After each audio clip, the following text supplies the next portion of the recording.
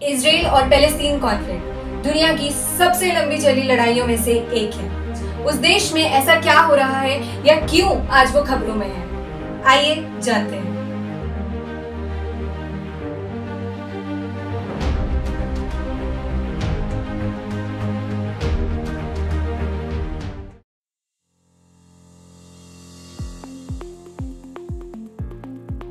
नमस्कार दोस्तों, आप सभी का स्वागत है डेली डोज में। New makes the news. आज की खबर उस लंबी चली आ रही इजराइल और पैलेस्टीन की लड़ाई के ऊपर है कि आज उस देश में ऐसा क्या हो रहा है या क्यों आज वो खबरों में है, आइए जानते हैं। इजराइल और पैलेस्टीन कॉन्फ्लिक्ट दुनिया की सबसे लंबी चली लड़ाइयों में से एक है।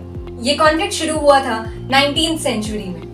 1947 में यूनाइटेड नेशंस ने एक रेजोल्यूशन 181 अडॉप्ट किया था।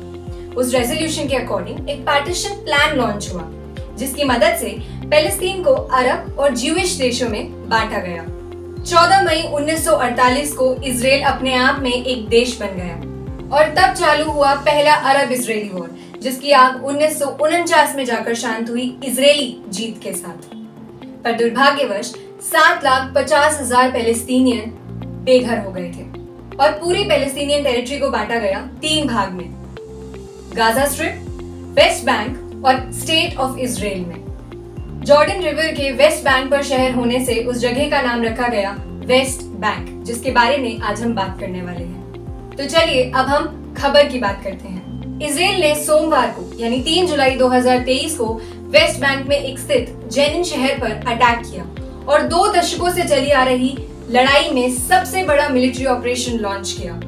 इजराइल ये मानता है कि जेनिन आतंकवादी गतिविधियों का एक केंद्र है और इजराइल पर अटैक होने वाले सभी लड़ाकुओं को जेनिन शहर शरण देता है अपने रेफ्यूजी कैंप में। इजराइल रक्षा बलों के अनुसार हाल ही के महीनों में जेनिन शहर की तरफ से कम 50 हमले इजराइल के ऊपर हुए हैं और उन हमलों में भाग लेने वाले कम से कम 19 लोग भागकर जेनिन शहर के रेफ्यूजी कैंप में रहने लग गए हैं। यही कारण है कि इजराइल ने इस बार कई सारे अटैक्स वेस्ट बैंक को साथ कर उसके ऊपर किए हैं। टाइम्स ऑफ इंडिया न्यूज के अनुसार ये माना गया है कि इजराइल ने सोमवार को आतंकवादियों के गढ़ में वेस्ट बैंक के शहर पर अटैक किए हैं और कई सैनिक तैनात किए गए हैं। पैलेस्टीनियन स्वास्थ्य अधिकारी यानी हेल्थ ऑफिशियल्स के अनुसार 8 पैलेस्टीनियन की जान गई है और वहीं पर दर्जनों लोग घायल हुए हैं। यह हमला 2 दशक पहले हुए हमले के समान ही माना गया है। हमला ड्रोन हमले से शुरू हुआ और सैनिकों ने इसे जारी रखा, जो दिन में जेनिन बेस्ड रेफ्यूजी कैंप के अंदर रहे। इजराइल ने ऐसा कदम क्यों उठाया? हाल ही वजह है घरेलू दबाव यानी डोमेस्टिक प्रेशर इजरायलियन सिटीजन्स की तरफ से। इजराइल के नागरिकों ने सरकार से डिमांड की है कि उन पे हुए अटैक्स का जवाब दिया जाए। पिछले महीने जो गोलाबारी हुई थी, जिसमें 4 इजरायली मारे गए थे, उनका बदला लिया जाए। शिविर की भीड़ भाड़ वाली जगहों के आसपास से काला धुआं उठ रहा था। ड्रोन और आग की आवाज लोगों के कानों तक पहुंच रही थी। इजरायली आर्मी ने बुलडोजर से गलियों को निशाना बना के कई इमारतें तबाह करी और ऐसे रास्ते बनाए जिससे इजरायली बल अंदर तक पहुंच सके।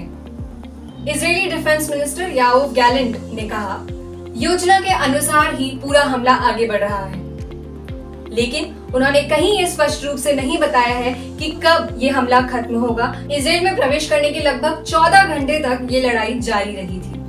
पैलेस्टीनियन आधिकारिक न्यूज एजेंसी वफा के अनुसार सेना ने शिविर के भीतर सड़कों को अवरुद्ध कर दिया, कई बिल्डिंग, कई इमारतें तबाह कर दी, उन पर कब्जा कर लिया और छतों पर स्नाइपर लगा दिए। फिलहाल स्थिति काफी गंभीर है, लेकिन रणनीति के अनुसार यही लगता है कि यह लंबे समय तक चलने वाली लड़ाई है और इतनी जल्दी इसका अंत नहीं है। यह न्यूज एनालिसिस किया गया था times of India newspaper times global page 4 जुलाई 2023 से। जल्द ही आपके साथ नई खबरों के साथ जुड़ूंगी। बने रहिए डेली डोज पर। Like, share and subscribe. नमस्कार।